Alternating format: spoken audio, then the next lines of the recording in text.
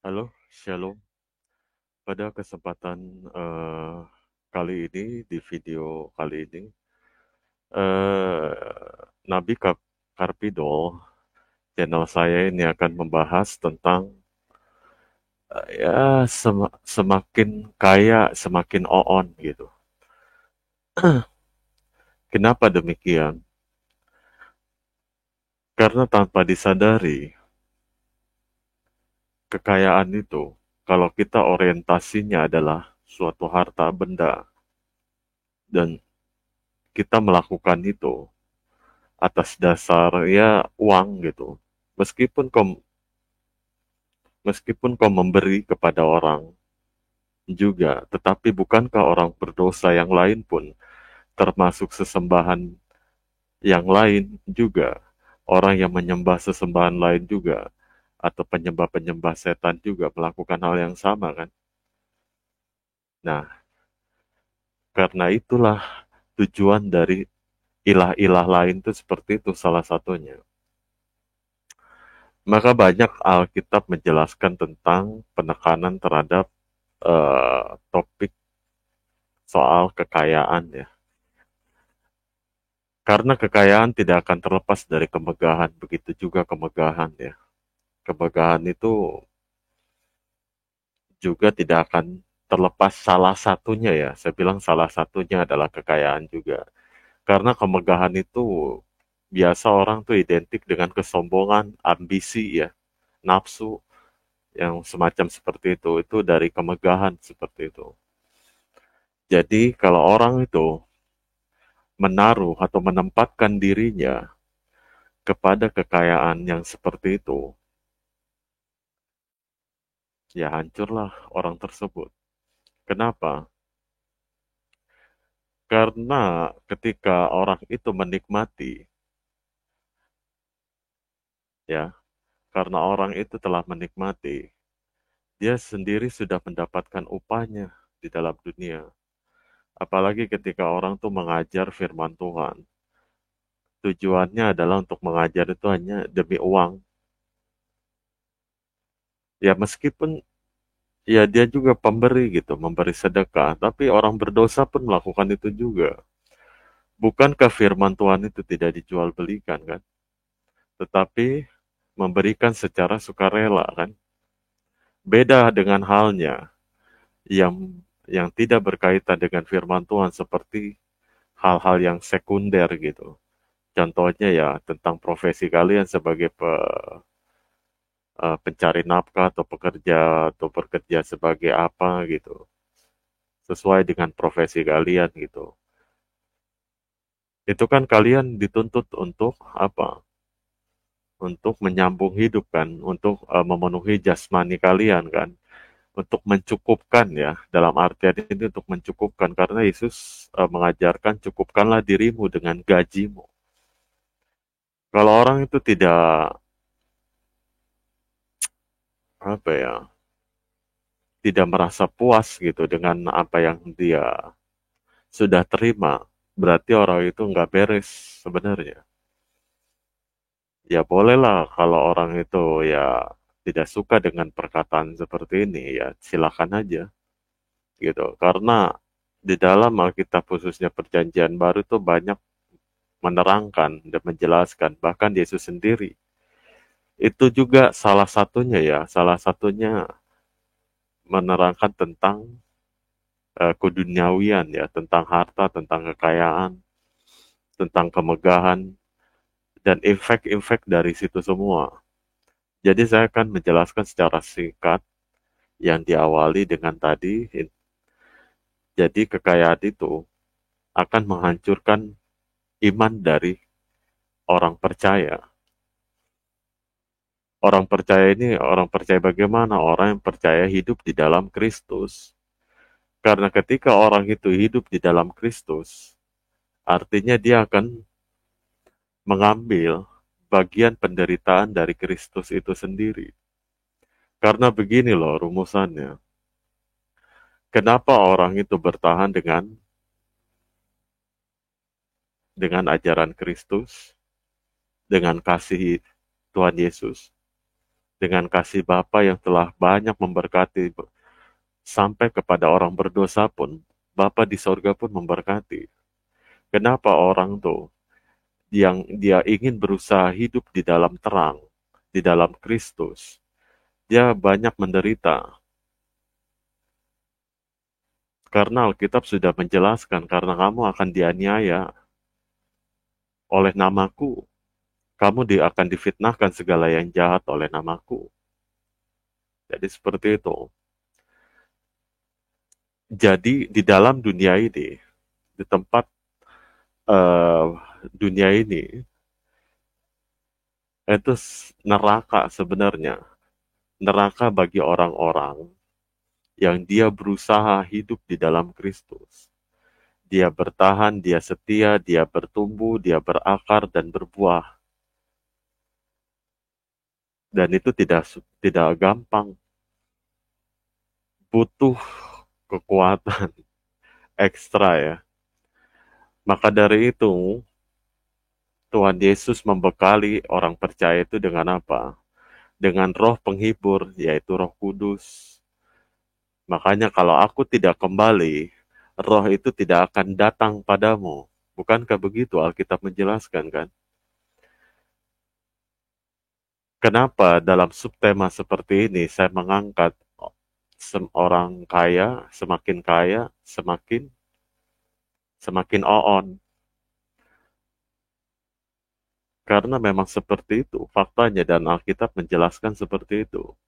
Bukan hanya menekankan kepada penghakiman saja yang paling banyak dijelaskan di dalam Alkitab, khususnya Perjanjian Baru.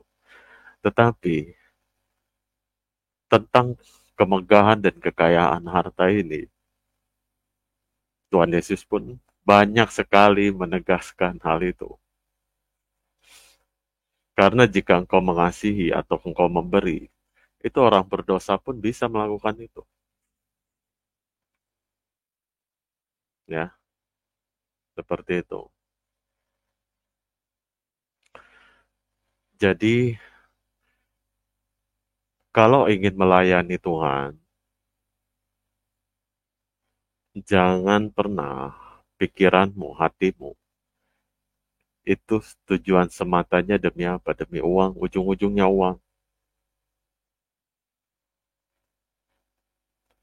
Jadi kamu memaksa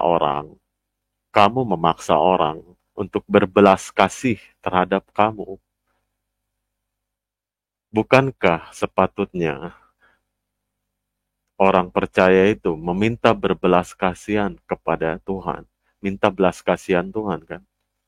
Tapi saking tidak puasnya, orang tersebut meminta belas kasihan kepada manusia, pada orang lain, dengan alasan, dengan dasar iman, saudara seiman. Itu konyol menurut saya. Kalau kamu ingin merencanakan sesuatu, pahami baik-baik tentang kemampuanmu. Jangan memaksakan jauh daripada itu, karena sesuatu yang berlebihan itu tidak baik. Ketika kamu takarannya, kemampuannya di situ, ya sudah di situ aja. Daripada kamu berlebihan, memaksa orang lain untuk berbelas kasihan kepadamu, itu konyol sekali. Adakah Yesus seperti itu? Tidak. Dia tidak meminta belas kasihan, baik eh, kepada raja, kepada murid-muridnya sekalipun.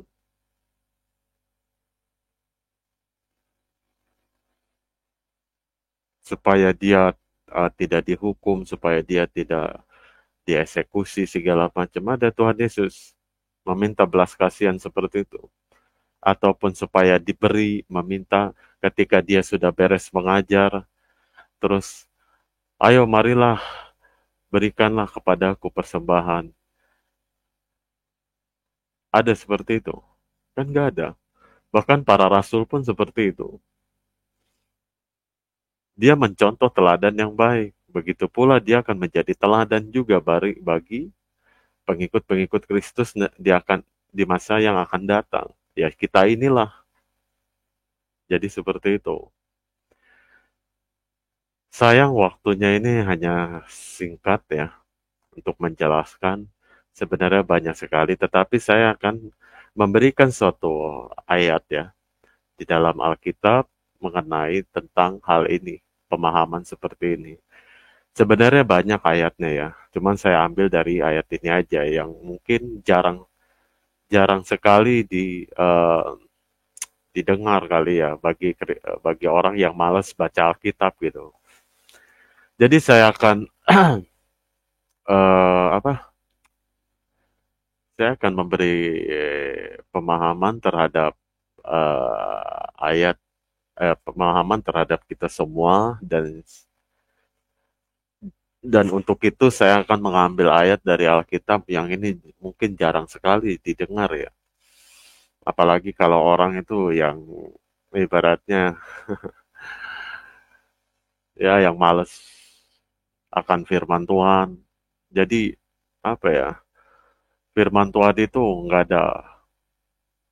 ada ya, hal yang utama gitu. Sebenarnya kan kita dituntut untuk memuliakan Allah itu, mengkesampingkan urusan-urusan duniawi sebenarnya. Karena apa? Karena kalau kita berfokus kepada duniawi dan ketika ingin memuliakan Allah, kita hanya memberi sisa-sisa saja. Ketika beres dengan urusan duniawi, kita hanya memberikan sisa-sisanya aja kepada Tuhan gitu. Apakah relevan dengan cara seperti itu kepada Tuhan memberi yang sisa seperti itu? Kan tidak. Jadi saya akan mengambil dari perjanjian baru ya, ayat perjanjian baru khususnya. Dalam hal ini saya ambil dari 1 Timotius 6 ayat 17 sampai dengan 19. Jadi begini firman Tuhan. Peringatkanlah kepada orang-orang kaya, peringatkanlah kepada orang-orang kaya di dunia ini agar mereka jangan tinggi hati. Nah, kalau orang kaya berarti akan menjadi sombong. Nah, saya teruskan.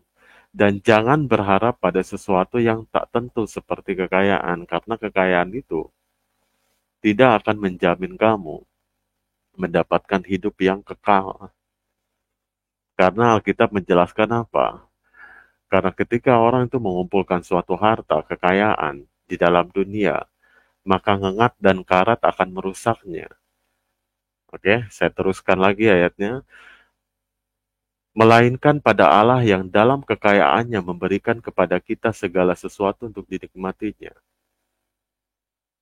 Jadi ketika Allah memberi itu, posisinya kita lagi di mana sebenarnya?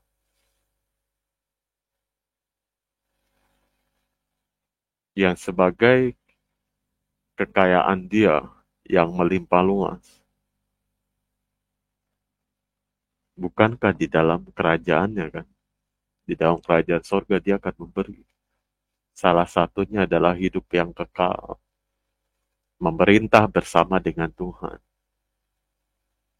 Itu. Kita tidak akan menggunakan tubuh kedagingan seperti ini lagi.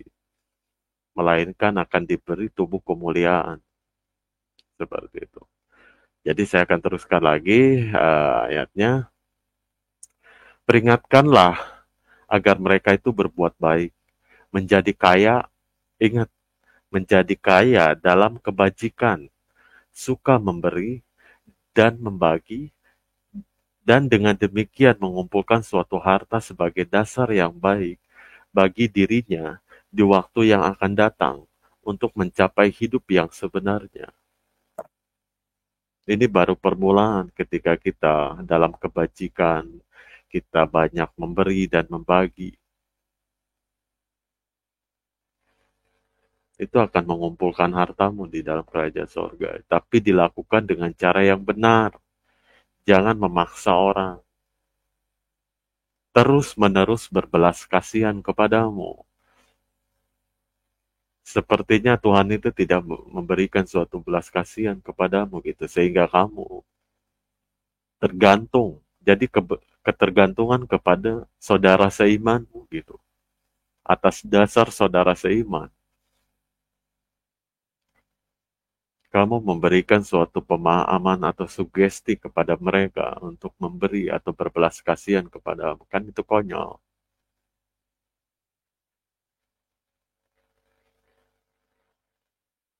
Jadi seperti itu. Jadi mungkin cukup sekian di video kali ini. Sebenarnya banyak hal ya yang ingin saya katakan di sini, cuman waktunya sangat singkat sekali ya. Mungkin di lain waktu, di next video saya akan menjelaskan tentang yang lebih seru lagi. Ingat ya, kalau kita berpikir tentang uang, kekayaan, kemegahan, membuat kita semakin on, ya, semakin dungu, itu di hadapan Allah loh. Apakah dengan kekayaan kemegahan itu bisa menghilangkan anugerah keselamatan? Bisa. Saya kasih contoh satu aja. Sebenarnya banyak pengajarannya. Saya kasih contoh bagaimana Tuhan Yesus itu memberikan suatu perumpamaan tentang Lazarus dan orang kaya. Ketika semua mereka ini sudah selesai di dalam dunia, dan si orang kaya ini berada di tempat yang tidak enak gitu, tempat penderitaan selama-lamanya. Ketika Bapak Abraham mengatakan apa di situ? Karena kamu telah menikmatinya. Jadi itu upahnya. Jadi upah dunia dia sudah ambil. Jadi hati-hati ya. Banyak orang bukan orang-orang yang pintar, cerdas, penuh wawasan itu bukan hanya kamu aja di dalam dunia ini.